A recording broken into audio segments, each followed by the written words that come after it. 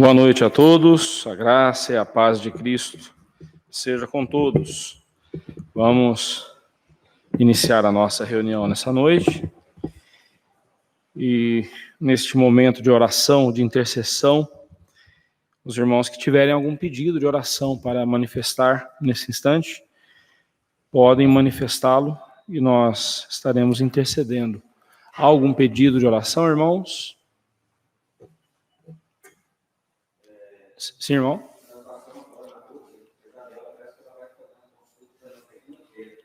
Certo.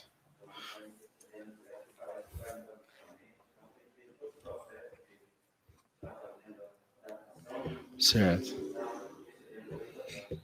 Vamos interceder pela nossa pequena Isabela, neta dos nossos irmãos Zé Wilson, o diácono Zé Wilson e Ruth.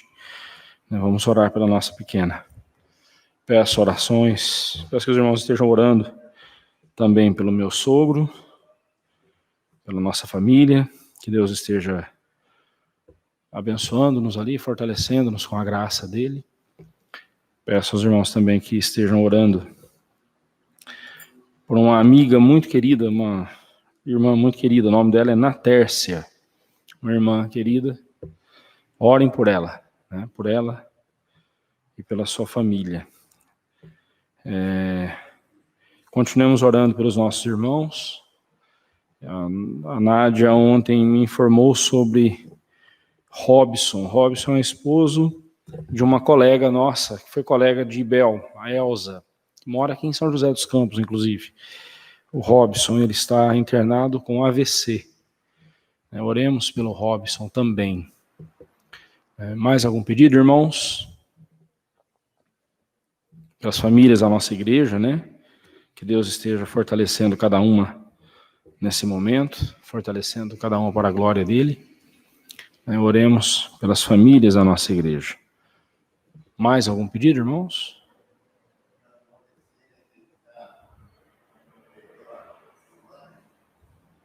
Ah, sim, a nossa irmã Valdeci, né? Que está aí, recentemente perdeu a sua irmã. Continuemos orando por ela, pelo seu Elpenor, irmão do presbítero Edson. Continuemos orando por ele também.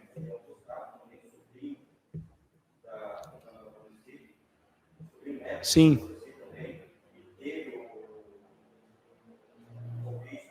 Sim. Sim.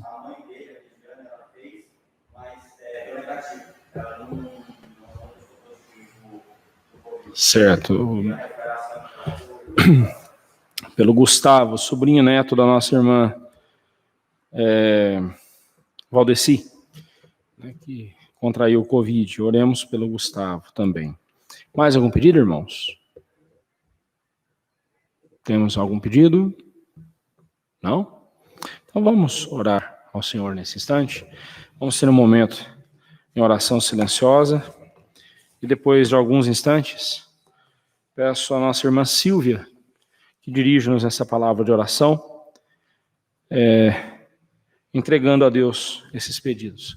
Vamos orar silenciosamente, depois então nossa irmã.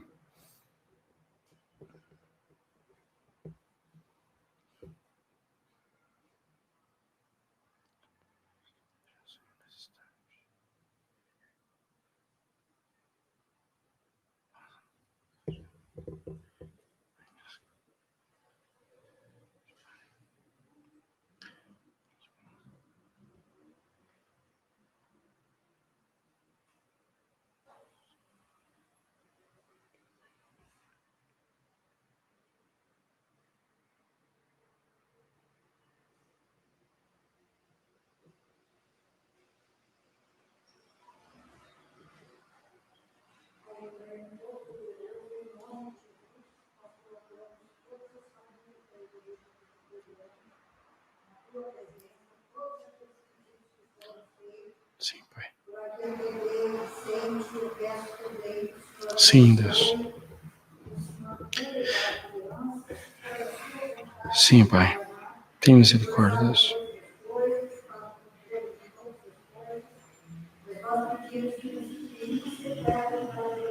Sim, Pai. Senhor venha abençoar cada um deles, preparar tudo aquilo que eles necessitam para poder continuar fazendo a tua obra. Sim, Pai. Peço também, meu Pai amado, que o teu povo que está desanimado poderia estar na tua casa, trabalhando e fazendo o problema.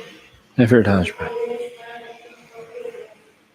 Peço que o Senhor toque Deus, abençoe cada um deles, onde quer que esteja, dando saúde física e mental. Para a luta, glória e proteção do nome. Amém, Senhor Deus. Amém. Abra sua Bíblia, então, lá no livro do Apocalipse, capítulo 21. Na semana passada, nós paramos no versículo 17. E vamos continuar a partir do versículo 18. E quem sabe, dando tempo, nós vamos terminar hoje esse trecho do livro. A partir do verso 18. Então, só recapitulando rapidamente aqui com os irmãos, alguns pontos importantes. No último estudo nós vimos a diferença, ali está falando sobre a Nova Jerusalém, né? O capítulo 21, a partir do verso 9, ele trata sobre a glória da Nova Jerusalém e as suas medidas. Então, vimos que as medidas da Nova Jerusalém, ela é uma cidade quadrangular, né? Nós vimos que as medidas ali, elas não devem ser interpretadas literalmente, né? Porque, como nós vimos, a cidade é muito maior do que as medidas da sua muralha. Então, uma não encaixa na outra. Então, obviamente, João não estava falando ali do tamanho da cidade, né, da Nova Jerusalém, da glória eterna. O que ele está dizendo ali, quando ele fala dos números, ele está falando da salvação perfeita, né? O número 12 que aparece, por exemplo, nós vamos ver agora, a partir do verso 18, o número 12, ele aparece novamente, agora falando das pedras preciosas usadas na edificação da estrutura da muralha da cidade, né? Então, nós vamos ver que tudo isso aponta para a salvação, a gloriosa salvação, a salvação que Deus efetuou na vida do seu povo. O número 12, ali, né, aparece o número 12, as 12 tribos, os 12 apóstolos. O número 12, ele simboliza a eleição, a salvação, né? É um número que aponta para os escolhidos de Deus, né? Então, a partir do verso 18, vamos lá, vamos orar ao Senhor mais uma vez, pedindo a Ele que nos abençoe nesse instante. Vamos orar. Senhor Deus e Pai, mais uma vez aqui estamos diante da Tua palavra. E neste trecho tão belo, ó Deus, das Escrituras, que nos faz olhar para a glória eterna, olhar para a vindoura glória do Senhor sobre nós, ainda que a nossa mente não consiga entender, ainda que nós não consigamos sequer imaginar a beleza da glória do Senhor, a magnitude da glória do Senhor, ó Deus, mesmo assim nós pedimos ao Senhor que o Senhor encha o nosso coração agora, quando meditarmos neste trecho, encha o nosso coração de esperança, que o nosso coração pulse na cadência da glória do Senhor, e assim possamos, Pai amado, fazer com que a nossa vida neste mundo seja vivida da perspectiva da glória eterna. E assim a felicidade que só o Senhor pode nos dar, inunde o nosso coração, a paz que excede todo entendimento, inunde o nosso coração, enquanto passarmos por lutas nesta vida. Ajude-nos, Pai. Te pedimos isso, em nome de Jesus. Amém. Então vamos lá, capítulo 21, a partir do verso 18. Vejamos ali os adornos da Nova Jerusalém, do verso 18 ao verso 21. A estrutura da cidade é de jaspe. Também a cidade é de ouro puro, semelhante a vidro límpido. Os fundamentos da muralha, a base, da muralha da cidade, estão adornados de toda espécie de pedras preciosas. O primeiro fundamento é de jaspe, o segundo é de safira, o terceiro é de calcedônia, o quarto é de esmeralda, o quinto é de sardônio, o sexto é de sárdio, o sétimo é de crisólito, o oitavo é de berilo, o nono é de topázio, o décimo é de crisópraso, o undécimo de jacinto, o duodécimo de ametista. As 12 portas são 12 pérolas, e cada uma dessas portas de uma só pérola. A praça da cidade é de ouro puro, como vidro transparente. Você conhece quantas dessas pedras preciosas aqui você conhece? Eu não conheço a maioria. Se você me mostrar, por exemplo, crisópraso e um pedaço de chumbo, eu vou ver que um é diferente do outro, mas, aliás, nem sei se é diferente, não sei nem que jeito que é crisópraso, não sei nem que jeito que é isso. Eu sei que é pedra preciosa, né? Sárdio também, nunca vi. Crisólito. Berilo já é mais comum. Topázio também, né? Jacinto, olha, não faço ideia. Mas o que João quis dizer aqui com essas figuras, ele está falando aqui de algo que resplandece, de algo belo, né? Eu não sei como é que é, né? Como é que são essas pedras, mas certamente elas são pedras exuberantes, né? Pelo menos as que eu conheço aqui, safira, né? A esmeralda, essas aqui pelo menos eu já vi, né? Então, topázio, eu sei que são pedras lindas, translúcidas, né? Você consegue ver do outro lado até, né? Um diamante, né? Dizem que um diamante raro, e ele, o brilho dele é algo impressionante, né? Nem isso eu vi, nem sei como é que é também. Eu já vi diamante muito pequenininho, né? Aqueles diamantes grandes nunca vi. Mas o que João está comunicando para nós aqui é o fulgor, o brilho da glória de Deus. No Antigo Testamento falava-se da Shekinah. Hoje em dia a gente vê esse nome em tudo quanto é estabelecimento comercial, né? O camarada converte-se a Cristo Jesus, aí ele resolve batizar o comércio dele com Shekinah, não sei o que, Shekinah lanches, Shekinah cabeleireiro, né? Shekinah hortifruti. O pessoal perde o sentido. Shekinah significa o esplendor da glória de Deus. A glória de Deus sendo resplandecendo sobre os homens, né? As pessoas precisam tomar até cuidado, né? É igual mesmo, eu já vi, embora esse negócio de nome próprio, né? Falar de nome não é muito a minha praia, né? Porque um cara que se chama Olivar não tem muita moral para falar de nome esquisito, né? Mas eu acho para lá de estranho, por exemplo, quando um pai e uma mãe colocam o nome do seu filho de Jeová, né? Jeová, eu conheço um rapaz chamado Jeová. O pessoal perde a noção, né? Perde a noção, esse é o nome de Deus, né? Shekinah, mecânica Shekinah. O pessoal perde a noção, né? Então, mas o que era Shekinah lá no Antigo Testamento?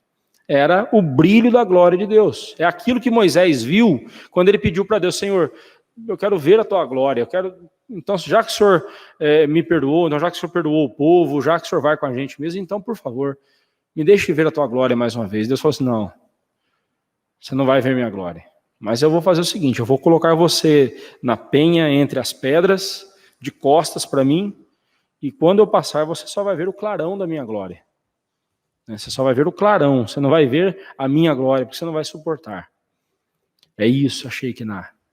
Então, quando João está falando aqui dessas pedras preciosas, brilhantes, translúcidas, ele está falando aqui justamente da glória de Deus. O que é o fundamento da Nova Jerusalém? Estamos falando aqui de pedras que estão no fundamento.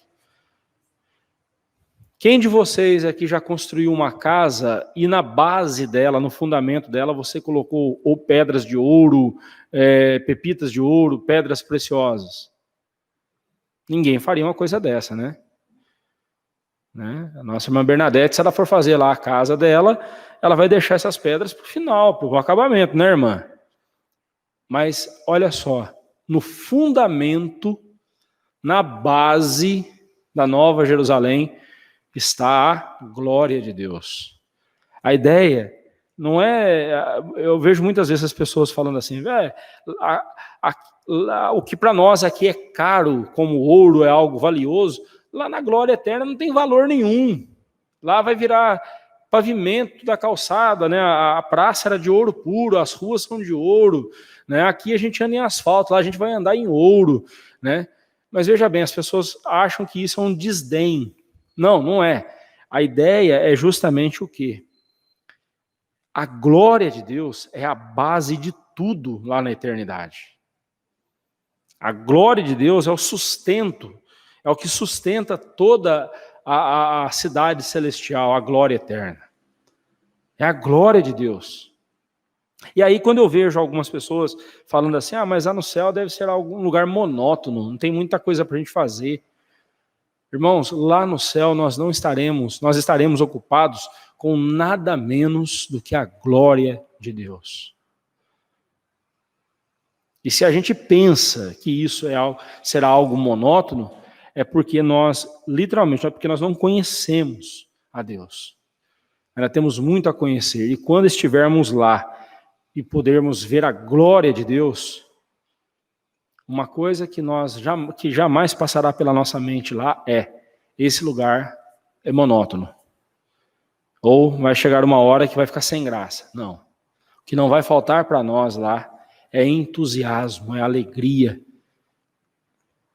Porque a glória de Deus é a base de tudo. A estrutura, a base da muralha é de jaspe e a cidade é de ouro. Ou seja, tudo serve para descrever a glória e a beleza da Nova Jerusalém.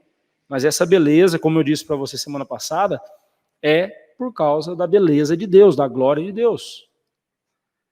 E esse trecho aqui do Apocalipse, ele está muito relacionado ao povo de Israel, lá no deserto, especialmente quando eles estavam na caminhada, né, pelo deserto, rumo a Canaã. A glória, a beleza, até citei isso para vocês semana passada, quando Balaão vai amaldiçoar o povo de Israel, porque Balaque o chamou e o pagou para amaldiçoar o povo, quando Balaão sobe no topo do monte e vê ali o arraial todo devidamente organizado e o tabernáculo no meio do arraial, então Balaão diz assim, como é que eu posso amaldiçoar o povo a quem Deus abençoou? Eu estou vendo aqui, olha que lindas, né, que linda cena eu estou vendo, quão boas são as tendas de Jacó e as tendas de Israel, porque a glória de Deus está ali presente. E até falei sobre isso semana passada, o que torna a igreja de Deus bela é a pessoa de Jesus. Lá em Efésios 5 fala que ele morreu pela igreja, ele se sacrificou pela igreja para apresentar a si mesmo igreja gloriosa, sem mancha, sem mácula, sem ruga, santa e sem defeito. Ele quis para si uma noiva linda e ele morreu por essa noiva. Ele se sacrificou por essa noiva. Então, a beleza da igreja de Cristo não está nas atividades que a igreja faz, não está no templo que ela tem, se é suntuoso, é majestoso. Não, a beleza da igreja está na obra de Cristo na vida dessa igreja. A beleza de Cristo é que torna a igreja bela, né? É claro que aqui João está usando uma figura de linguagem para ajudar a gente a entender. Não quer dizer que lá no céu a base da glória eterna são pedras preciosas. Não entenda isso literalmente. Entenda o simbolismo. Aqui João está falando de algo que brilha, algo que emite fulgor, emite o seu resplendor. E isso é a glória de Deus, né? Semelhantemente, as medidas e os adornos feitos de pedras preciosas são em número de 12, como eu disse semana passada para vocês, o número 12 simbolizando aqui a eleição, a salvação, né? A nossa salvação é preciosa e nem toda a riqueza desse mundo garante a nossa salvação, mas somente a obra de Jesus pode garantir a nossa salvação. É o que nos mostra aí os versos seguintes, né? E ali é importante ainda lembrarmos a correlação da descrição da Nova Jerusalém com o tabernáculo lá do Êxodo. Lá em Êxodo, Deus prometeu a Israel que ele seria o seu Deus, ele habitaria no meio do seu povo, eu habitarei no meio de vós, serei o seu Deus e ser-me-eis o meu povo. Essa é a declaração da aliança, a declaração pactual que passa por toda a Bíblia. Quase todos os livros da Bíblia mencionam essa declaração de Deus, essa declaração pactual de Deus, dele ser o nosso Deus e nós sermos o seu povo. E ele habitando no nosso meio. E aqui então nós vemos Deus dizendo exatamente o mesmo. Vamos lá para o verso 22 a 27. Nela não vi santuário, porque o santuário é o Senhor, o Deus Todo-Poderoso e o Cordeiro. Cordeiro com C maiúsculo aí é o Senhor Jesus, né?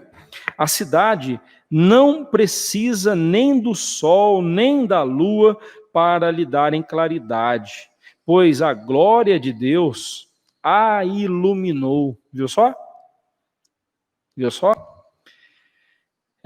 E o Cordeiro é a sua lâmpada. Né? Aqui é de Jesus que vem a luz para essa cidade. As nações andarão mediante a sua luz, e os reis da terra lhe trazem a sua glória. As suas portas nunca, jamais se fecharão de dia, porque nela não haverá noite. E lhe trarão a glória e a honra das nações. Nela nunca jamais penetrará coisa alguma contaminada, nem o que pratica abominação e mentira, mas somente os inscritos no livro da vida do Cordeiro. João diz que nela ele não viu o santuário, porque o seu santuário é o Senhor, o Deus Todo-Poderoso e o seu Cordeiro. Né? A razão pela qual a Nova Jerusalém é toda especial e maravilhosa, não está nos seus adornos, nos seus enfeites, mas na glória de Cristo, né? Em quem a torna especial por sua santa presença, a saber, o Deus Todo-Poderoso e o Cordeiro. Interessante que João aqui afirma a divindade de Jesus. Ele fala que o seu santuário, o santuário da Nova Jerusalém, é Deus Todo-Poderoso e o Cordeiro. Lembra que Deus falou lá através de Isaías, a minha glória eu não darei a outra pessoa? Deus não divide a glória dele com ninguém, mas aqui ele está dividindo a glória dele com Jesus. Não que ele está dividindo a glória dele com Jesus. É porque Jesus tem a mesma glória que o Pai, porque ele é Deus igual ao Pai. Né? Deus criou o homem para que esse desfrutasse da plena comunhão com ele. Contudo, quando o homem deu espaço para o pecado, tal comunhão foi estupidamente rompida.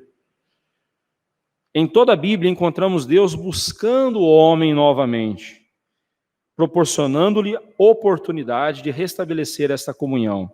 A prova maior dessa busca pelo homem, da parte de Deus, está em Jesus Cristo. Da manjedoura, passando pela cruz e terminando no túmulo vazio. Na Nova Jerusalém, esta comunhão não necessitará de um templo onde Deus possa se manifestar, como foi nos dias do Antigo Testamento. E aí, olha só, eu queria que você pensasse um pouco comigo sobre isso. No Antigo Testamento, o templo do Senhor começou lá com o tabernáculo, né, nos dias de Moisés. Depois Davi quis fazer uma casa para Deus, um templo para o Senhor, onde pudesse abrigar a Arca da Aliança. Davi olhou a Arca da Aliança, olhou para o seu palácio e olhou a Arca da Aliança indo numa tenda. E aí então ele falou: como posso permitir que eu viva num templo, num palácio suntuoso, e a Arca da Aliança, o símbolo da presença de Deus, numa tenda?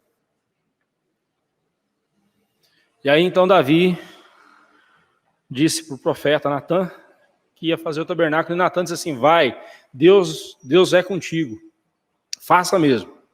Naquela noite Deus se revelou a Natã e disse assim: Natã, vai lá e diz para Davi, não é para ele fazer nada disso, eu não pedi nada para ele. Eu não pedi para ele fazer casa para mim. Quem foi que disse que eu queria isso? Se eu quisesse, eu mesmo fazia. Se eu quisesse, eu mesmo dava um jeito de fazer. Mas fala para Davi o seguinte: ele não vai fazer, não. Quem vai fazer vai ser o filho dele. Eu vou dar essa oportunidade para o filho dele. Ele mesmo não vai fazer. Ele vai ajuntar o material, mas ele não vai fazer. Mas diz para Davi uma coisa: eu não preciso de nada que Davi faça para mim. Mas Davi precisa entender uma coisa: eu vou perpetuar o nome de Davi. O trono de Davi nunca ficará sem um descendente para sentar-se nele. Eu vou perpetuar o nome de Davi. O que Deus estava dizendo ali era o seguinte: não era ele que precisava de alguma coisa, mas é ele quem abençoa os seus filhos. É ele, toda vez que a gente chega na intenção de dar alguma coisa para Deus, Deus enche ainda mais as nossas mãos. Ele nos abençoa ainda mais. Porque não somos nós que damos alguma coisa para Deus. É Ele quem nos dá, é Ele quem nos plenifica, é Ele quem nos torna plenos. É Ele quem nos abençoa. Quem precisa de quem? Somos nós que precisamos dele, não é Ele que precisa de nós. E a gente precisa entender isso. A gente precisa entender isso, assim como Davi entendeu também. E aí depois, Salomão, filho de Davi, fez o templo para o Senhor. Mas aí chega no Novo Testamento, aí vem a mulher samaritana conversando com Jesus e fala: Senhor, é aqui em Gerizim que nós devemos, no Monte Gerizim, onde os samaritanos adoram a Deus, ou é lá em Jerusalém, no Monte Sião? Onde é que nós devemos adorar a Deus? Aí Jesus falou: vem a hora, já chegou, quando os verdadeiros adoradores adorarão o Pai em espírito e em verdade, porque são esses os que o Pai procura para serem seus adoradores. Deus está procurando adoradores.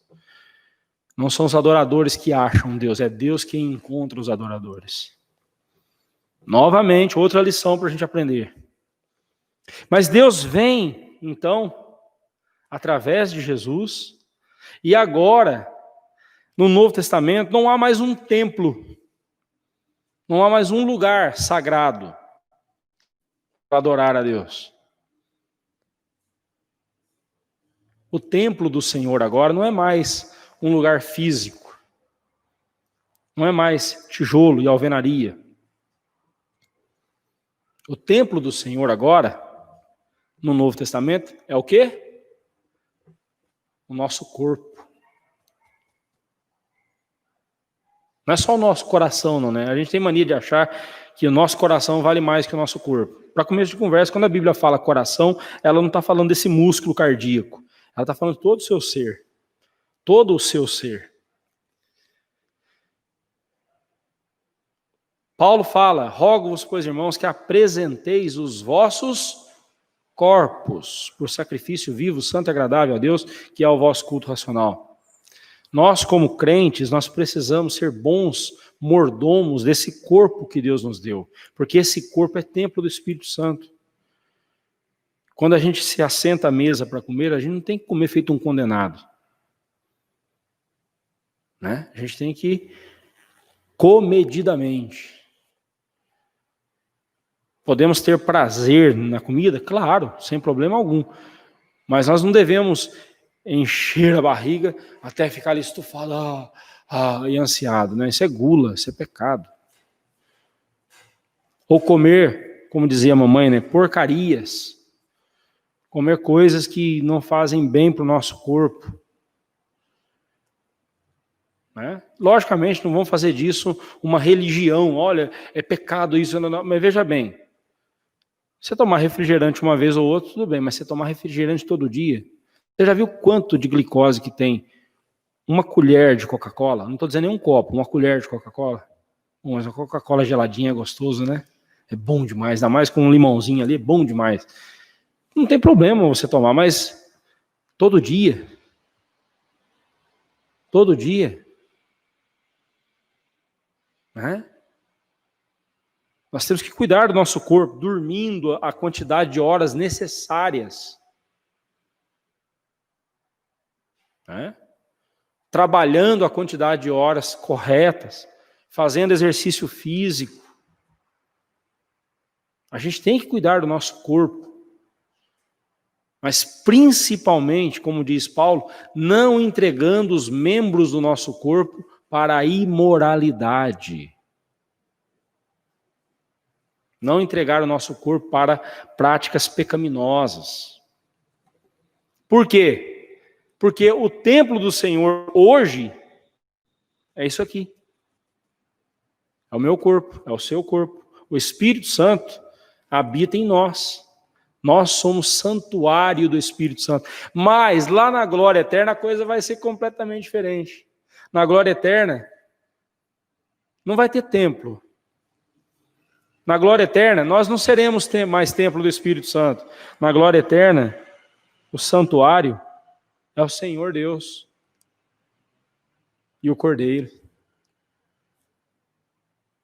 Eu queria chamar a sua atenção para isso, porque é como que esse assunto vai mudando de uma época para outra, né? Mas tudo com o propósito de mostrar para nós que esse Deus que prometeu habitar conosco, Ele será a nossa habitação.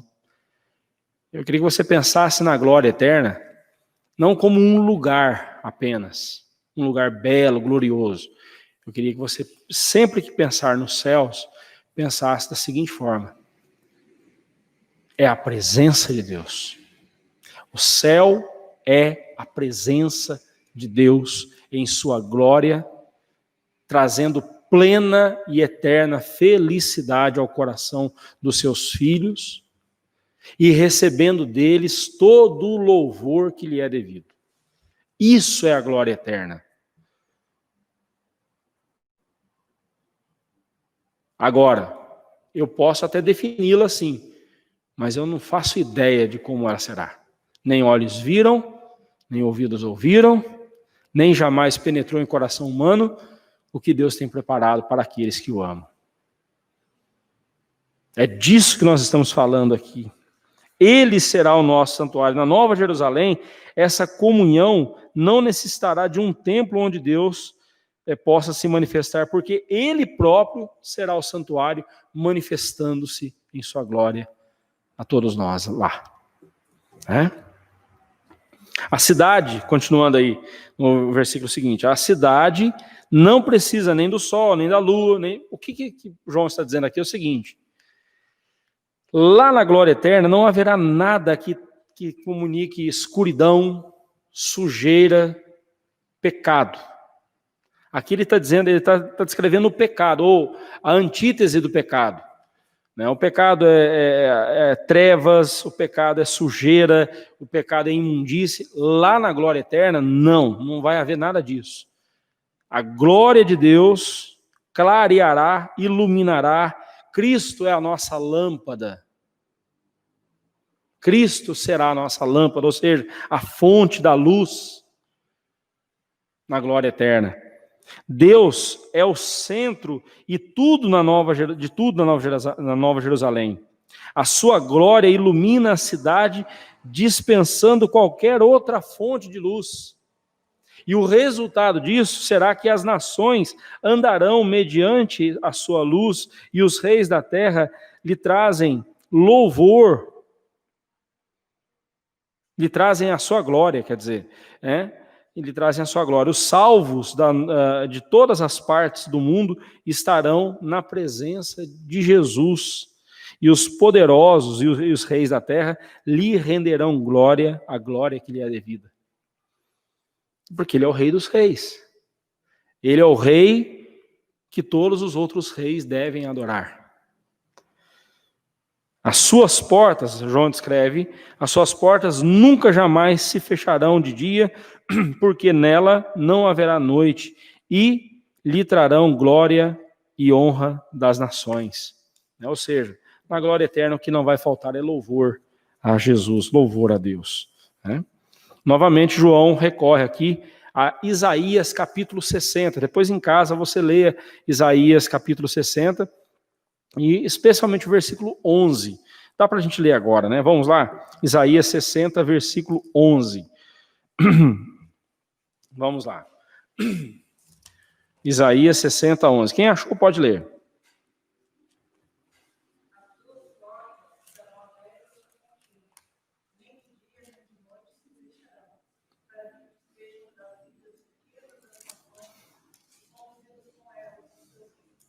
Aí, em Isaías 60, o profeta Isaías está profetizando sobre a glória da nova Jerusalém, da futura Jerusalém. Obviamente, ele não estava falando aqui da Jerusalém terrena, ele estava falando da glória, da gloriosa Jerusalém. E João, aqui em Apocalipse 21, ele toma exatamente essa profecia de Isaías. Isso mostrando para nós o seguinte: Isaías, meus irmãos, ele viveu... o ministério profético dele foi mais ou menos uns 700 anos antes de Cristo.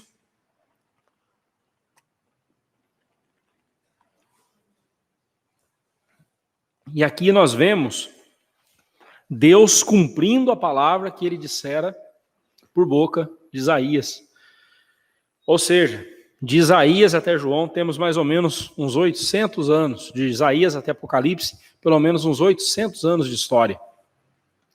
E Deus cumprindo, ou melhor, Deus reforçando a profecia que ele vai cumprir. Sabe lá quando, mas ele vai cumprir. Só Deus sabe quando será, mas ele vai cumprir. E ele está então reforçando essa promessa. Na Nova Jerusalém não será, nos tempos antigos, os portões das cidades eram fechados à noite para evitar a invasão de ladrões, de inimigos, Na Nova Jerusalém não será por esse motivo que os portões ficarão abertos, pois todos os inimigos do povo de Deus já estarão no lago de fogo e enxofre. Os portões estarão abertos constantemente, porque não haverá jamais noite, ou seja, a glória de Deus brilhando constantemente. Será outra realidade. Nós não dormiremos, será outra realidade, irmão. Será um novo céu e uma nova terra. Será uma outra realidade para essa ordem natural restaurada. Seguindo aí no versículo 27, ele diz assim: nela nunca, jamais penetrará coisa alguma contaminada, nem o que pratica abominação e mentira, mas somente os inscritos no livro da vida do Cordeiro. Na cidade santa não entrará coisa alguma que carregar contaminação e impureza, mas somente os escolhidos de Deus, que têm os seus nomes inscritos no livro da vida e do Cordeiro, ou seja, aqueles que foram lavados e redimidos no sangue de Jesus, foram purificados pelo Senhor Jesus. O céu é lugar de presa, o céu é lugar de glória e de pureza. Vamos encerrar então aqui 22, de 1 a 5, e aí semana que vem nós iniciaremos uma outra parte do livro, já caminhando para o final. Vamos então fechar esse bloco. 22, de 1 a 5, diz assim, bem, antes de ler o texto, a revelação bíblica, ela começa no Gênesis com um paraíso, no qual corre um rio, há uma árvore da vida, e aqui em Apocalipse ele termina falando de um paraíso eterno, onde há um rio da água da vida. Também no centro deste paraíso está a árvore da vida, que produz 12 frutos, um a cada mês, e suas folhas são para a cura de todos os povos. Sem perdermos aqui nos detalhes, né, mas focados aqui no ponto central, devemos observar as palavras, entre aspas, da vida, se repetindo frequentemente. Olha só, no capítulo 7, verso 17, capítulo 21, versículo 6, 22, versículo 1 e versículo 17, fala-se da água da vida. Em Apocalipse 2, 7, 22, 2 e 14, 22, versículo 2, 14 e 19, fala-se da árvore da vida. Em Apocalipse 2, 10, João falou da coroa da vida. No capítulo 1, versículo 11, capítulo 3, versículo 5, 13, versículo 8, 17, versículo 8, 20, versículo 12 e versículo 15 e 21, versículo 17, 27, fala-se do livro da vida. Então, essas quatro figuras, a água da vida, a árvore da vida, a coroa da vida e o livro da vida, né? Todas essas palavras têm exatamente a mesma aplicação e explicação nesse complemento aí da vida, né? Esses quatro elementos aí descritos como da vida é uma referência à vida eterna. Então, essa água da vida é a água da vida eterna. Essa árvore da vida é a árvore da vida eterna. A coroa da vida é a coroa da vida eterna. O livro da vida é o livro da vida eterna, onde estão escritos ali os filhos de Deus. No Éden, Adão e Eva foram impedidos de comer do fruto da árvore da vida.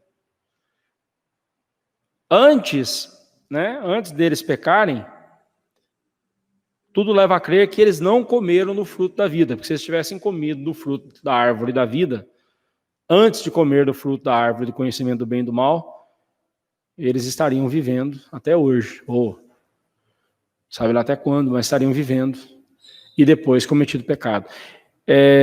Diz-nos a Bíblia que no momento em que eles comeram do fruto do conhecimento do bem e do mal, depois que eles foram sentenciados, eles foram expulsos do paraíso para que eles não comessem do fruto da árvore da vida.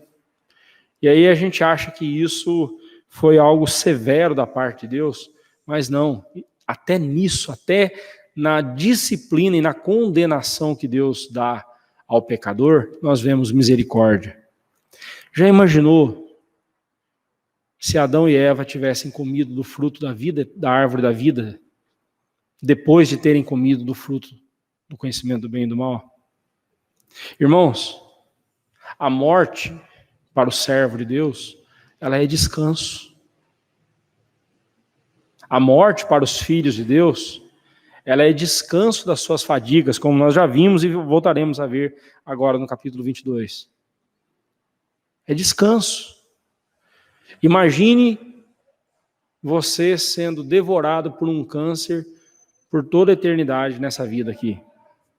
Porque Adão e Eva comeram do fruto do conhecimento do bem e do mal, desgraçaram toda a humanidade, e aí em seguida comeram da árvore da vida, do fruto da vida eterna, e agora toda a humanidade vive eternamente. Imagina um Hitler vivendo eternamente no nosso meio. Imagine você com uma enfermidade que lhe causa dores horríveis, mas você não vai morrer. Você vai ficar o resto da sua existência nesse mundo, sabe lá quanto tempo, né? Se o fruto da árvore da vida é eterno, então, por toda a eternidade, vivendo com esse corpo cheio de doenças, de pecado, de sofrimento. Eu não olho a morte dos servos de Deus, ainda que ela seja dolorosa, ainda que ela cause tristeza ao nosso coração, mas eu não olho para os servos de Deus quando eles morrem. Eu não consigo ver de outra forma senão Deus dizendo: vem descansar ao meu lado, chega de sofrer. Eu olho para a morte do servo de Deus do jeito que diz lá o Salmo 112, verso 16, né? Ou é 92, 16. Agradável é ao Senhor a morte dos seus santos. Por que é agradável para Deus? Porque cessou o sofrimento, acabou o sofrimento. O que vem agora para o servo de Deus é alegria eterna, felicidade eterna, saúde eterna. É isso que é a morte para nós. E nós deveríamos pensar na morte dessa forma. Porque é isso que ela é.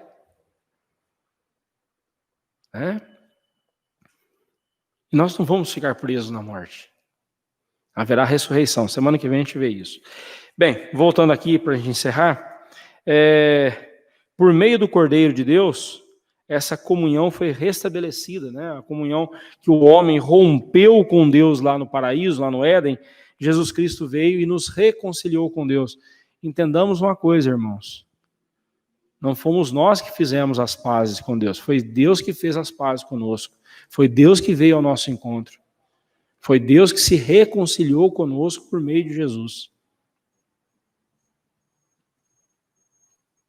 Se Ele não tivesse feito isso, estaríamos todos nós agora condenados.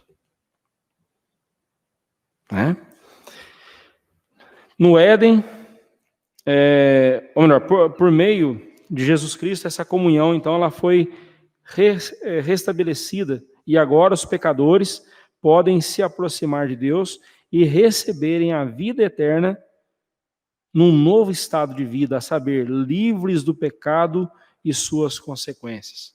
Agora veja lá, o verso 1. Então me mostrou o rio da água da vida, brilhante como cristal, que sai do trono de Deus e do Cordeiro. Veja, novamente, a Bíblia dizendo que o trono é de Deus e do Cordeiro. Nós cremos na Trindade Santa. No céu não tem 3 tronos, um para o Pai, um para o Filho e outro para o Espírito Santo. Não, existe só um trono, um grande trono branco nos céus, o trono de Deus. Esse trono também é do Cordeiro. E o Espírito Santo com eles. O anjo, no capítulo 21, versículo 9, mostrou a João, novamente, agora, esse anjo novamente agindo, ele mostra a João o rio da água da vida, cuja água cristalina indica a sua pureza vivificadora. Um rio de água cristalina, pureza, transmite a imagem de pureza. Esse rio só comunica a vida porque flui do trono de Deus e do Cordeiro. Um rio, eu não sei se você já teve a oportunidade de ir num bairro aqui de Jacareí chamado Colinas, tem um bairro lá para frente do Campo Grande.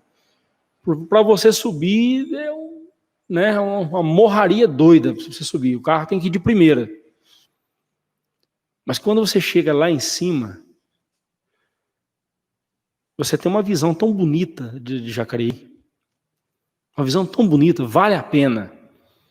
Você vê o Rio Paraíba na sua extensão, cortando a cidade. É uma visão muito bonita.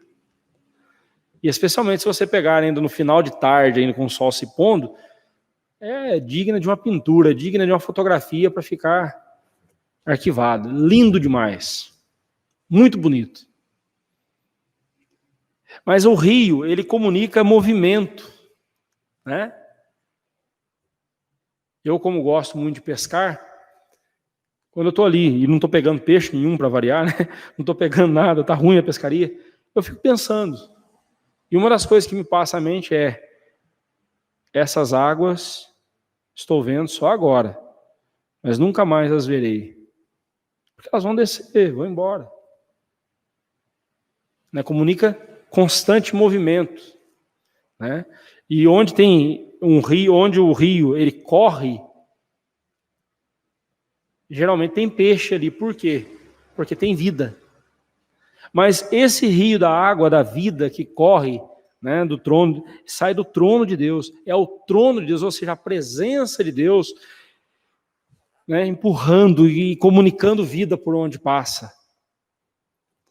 O céu é o lugar da vida eterna, porque lá está a fonte da vida eterna, o trono de Deus.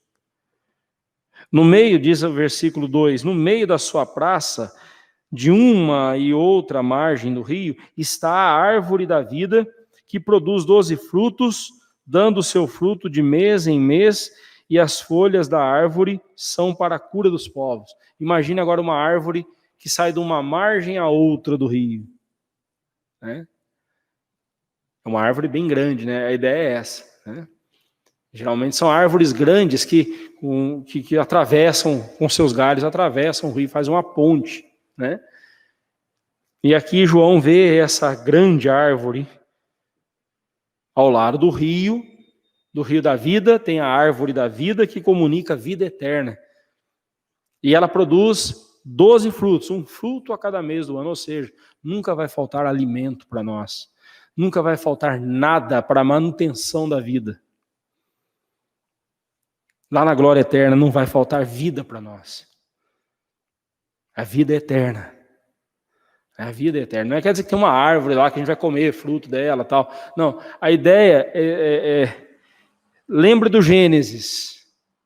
Assim como era necessária aquela árvore para alimento, agora, lá na glória eterna, a árvore da vida será não só para alimento, mas também para a cura de todos os povos.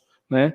João não quis dizer que haverá uma espécie de enfermidade no céu e as folhas servirão para curar. Não, o que o João está dizendo aqui é justamente o contrário.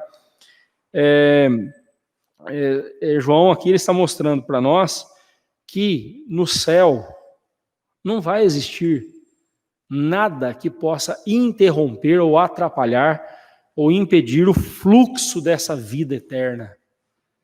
Porque ela corre do trono de Deus, a árvore da vida nos alimentará, né? Ou seja, a própria vida, tudo é obra de Deus e do Cordeiro. Versículos 3 a 5 encerram esse bloco dizendo: nunca mais haverá qualquer maldição. Nela estará o trono de Deus e do Cordeiro. Novamente, João insiste em nos mostrar essa verdade. Os seus servos o servirão, contemplarão a sua face e na sua fronte estará o nome dele.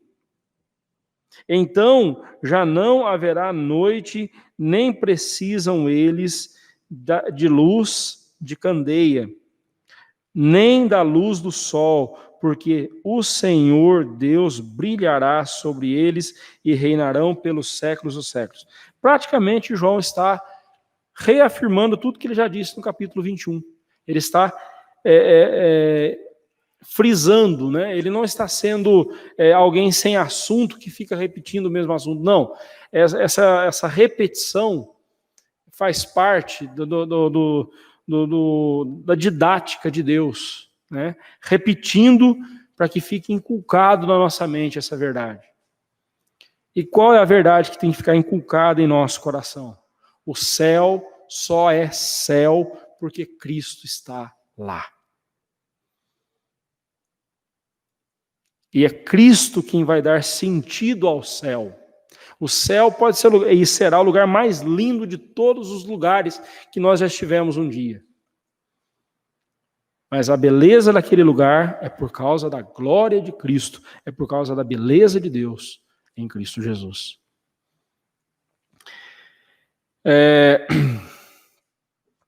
Muito mais do que pensar em água, árvore, coroa, livro no céu, né? Não se prenda a essas figuras, não. Se prenda ao que a mensagem que essas figuras nos comunicam. Nós devemos pensar na vida eterna, que é disso que ela está falando, né? A vida eterna. Simon Kistemaker, citando um escritor anônimo, ele diz o seguinte sobre o céu. um verso, um poema sobre o céu, um pequeno poema. O céu, intitulado O Céu. A luz do céu é o rosto de Jesus. A alegria do céu é a presença de Jesus. A melodia do céu é o nome de Jesus. A atividade do céu é o serviço de Jesus, ou o serviço rendido a Jesus. A harmonia no céu é o louvor de Jesus. O tema do céu é a obra de Jesus, ou seja, tudo concentra-se na pessoa de Jesus. Tudo no céu só é tão maravilhoso por causa de Jesus. Tudo que no céu haverá sem Jesus perde completamente o seu valor. Perde completamente o seu valor. O céu sem Jesus é só mais um lugar. Bonito, mas sem vida. É Cristo quem faz o céu ser belo e ser tudo isso, algo que a nossa mente não consegue captar. Um dia nós veremos, mas por enquanto não temos como mensurar ou descrever. Mas o céu só é céu por causa de Jesus. E aplicando isso para nós hoje, a igreja só é igreja. A igreja só é o que ela é, bela, maravilhosa, por causa de Jesus. E nós precisamos olhar para a igreja, meus irmãos, com esse amor, com esse mesmo amor. Imagine a seguinte situação. O diácono Rogério e a Nádia vão ao casamento. Aí o Rogério foi lá no cofre, pegou as economias dele lá e falou para a Nádia: Nádia, vai no salão, se arruma, compra um vestido novo, né? Te quero linda e exuberante. Aí a Nádia faz tudo o que o Rogério pediu para ela fazer.